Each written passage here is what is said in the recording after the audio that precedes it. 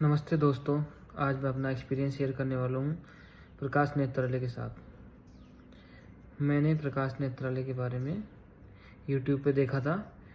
YouTube में देखने के बाद मैं वहाँ पे पहुँचा तो मुझे बताया गया कि आपके बचपन से माता के गर्भ से, जो मुझे पहले पता था ये बात तो, कि आपके रोड कॉन्ट्रास्ट्रोफी फोटोफोबिया है। मतलब आपको धूप में देखने की प्रॉब्लम होती है और आपका जो विज़न है 636 है और ये बचपन से ही काफ़ी कमज़ोर है। तो उन्होंने बोला कि आपके इम्प्रूवमेंट का कोई चांस है। तो उन्होंने 21 दिन तक मेरे थेरेपी लिया, चलता रहा थेरेपी। उसके अंदर मेरे को तर्पण, नेत्रधारा, शिरोधारा और ये सब क्लेंजिंग होती है वो सब मेरे से करवाया।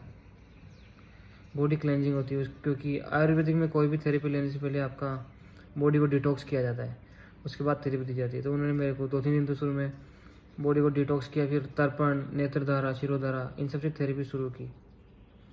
तो 21 दिन चलता रहा। मेरा फ़ोन चलाना और कोई भी स्क्रीन टाइम पूरा बंद कर दिया। तो उन्होंने जैसे काली मिर्च खाना या बहुत सारी चीज़ें उन्होंने बंद कर दिया था, आलू या फिर पता नहीं बैंगन, छाछ, दही, ये सब कुछ मेरा बंद कर दिया था उन्होंने।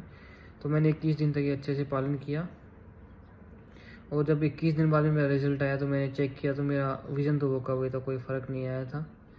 हालांकि जो उनका जो थेरेपी होता है बहुत ही पेनफुल होता है क्योंकि तर्पण में आपके आँखों में पता नहीं कोई दाल होती है, उससे दीवार बनाई जाती है आँखों के चारों तरफ और फिर गरम गरम घी आपके आँखों में डाला जाता है, उसको भर दिया जाता है दीवार को घी से। फिर आपको आँखें बार बार पलकें झपकानी पड़ती है, ऐसे ऐसे ऐसे।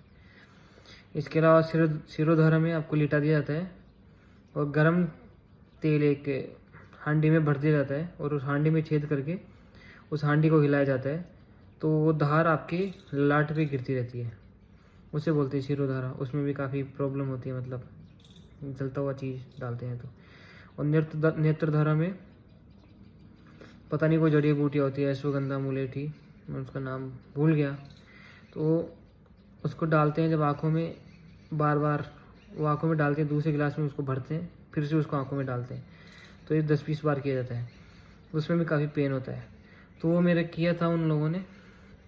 तो जब ये कंप्लीट हो गया तो 21 दिन बाद मेरा कोई विजन इम्प्रूवमेंट नहीं हुआ था या मेरा, क्योंकि रेटिना से संबंधित प्रॉब्लम है तो लोगों को दूर से अच्छी तरह से पहचान लेना, दूर से ढंग से दिखना, या धूप में कुछ होना, ये मेरे धूप में ढंग से दिखना, क्योंकि धूप में मेरी प्रॉब्लम है, फोटोफोबिया की बीमारी है, जैसे मैंने पहले आपको बताया था।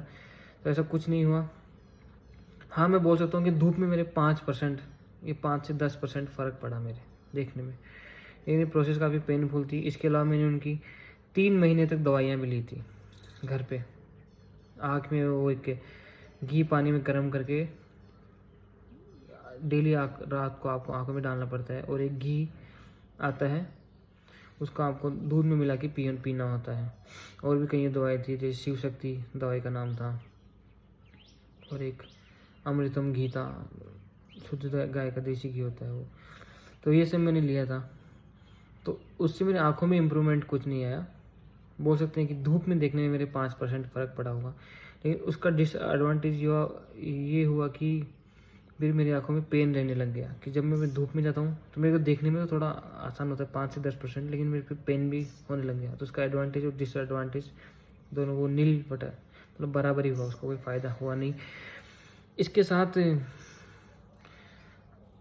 आपको मैं एक बात ज़रूरी बता देना चाहता हूँ, आप कभी भी किसी भी आयुर्वेदिक डॉक्टर के पास जाओगे तो आपको कभी भी नहीं ऐसे बोलेंगे कि आपका इलाज नहीं हो सकता। वो आपको ऐसे बोलेंगे हम ट्राई करके देखते हैं, हम आपका इम्प्रूवमेंट हो सकता है, हम आपको ट्राई करके देखते हैं इम्प्रूवमेंट हो सकता है। वो ऐसे किसी को भी नहीं बोलते कि आपका कुछ नहीं हो सकता, आपकी बीमारी नहीं ठीक होगी तो नहीं ठीक होगी। ऐसा उनका रहता ही है, किसी को मना नहीं करते आयुर्वेदिक।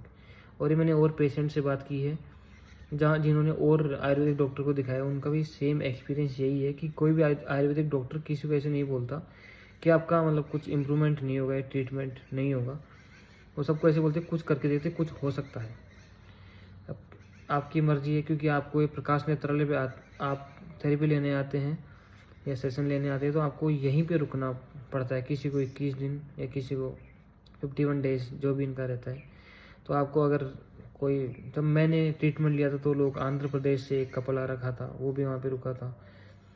एक मुल्ला जी आ रखे थे यूपी से, तो कई लोग, एक नेपाल से, तो कई लोग आ रखे थे वहाँ पे, वो रुक रहे थे। तो वहाँ पे रुकने का, खाने का खर्चा भी होता है। तो आपको दोस्तों अगर रेटिना से संबंधित प्रॉब्लम है तो काफ़ी कम चांस है कि आपका वहाँ पे कुछ इम्प्रूवमेंट हो जाएगा। हालांकि एक ऐसे थे आरपी के पेशेंट थे, उनका मतलब विजन यानी रेटिनल पिगमेंटोसा, आरपी। तो उसमें क्या है, रेटिना का मतलब आँख का पर्दा है तो धीरे धीरे ख़राब होता रहता है और लास्ट में जाके विजन पूरी चली जाती है। तो एक 2 भाई बहन थे, उनके बचपन से ये प्रॉब्लम थी। तो हाँ, उनके मतलब हर साल वो ये थेरेपी लेने आते थे, उनका विजन स्टेबल था, ना ख़राब हो रहा था ना ठीक हो रहा था। ये एक टेस्टिमोनी थे जिसमें रेटिना के मतलब नॉर्मल रह रहा था। हालांकि डॉक्टर काफ़ी अच्छे हैं वहाँ पे, सबका मतलब स्टाफ भी अच्छा है, ध्यान रखने वाला है। तो दोस्तों अगर मैं बता देता हूँ कि आपके अगर रेटिना से संबंधित प्रॉब्लम है तो लेस नंबर ऑफ चांसेस कि आपका वहाँ पर ट्रीटमेंट हो सकता है। यहाँ पे आपके जैसे कोई ड्राई आइज़ है तो उसका इलाज हो जाता है, या और भी कोई छोटी मोटी बीमारी आँखों की वो ठीक हो सकती है। लेकिन रेटिना की अगर बीमारी है तो आपके बहुत कम चांस है कि ठीक होगा। यही थी मेरा एक्सपीरियंस। मैंने उनके 3 महीने तक दवाई भी ली थी, कोर्स किया था। यहाँ पे घर पे नेत्रदारा मैंने खुद से अपने बहन से करवाई थी, उससे मेरा कुछ इम्प्रूवमेंट हुआ नहीं। तो धन्यवाद। यही मेरा एक्सपीरियंस, यही मेरा रिव्यू है प्रकाश नेत्रालय जयपुर के लिए। धन्यवाद।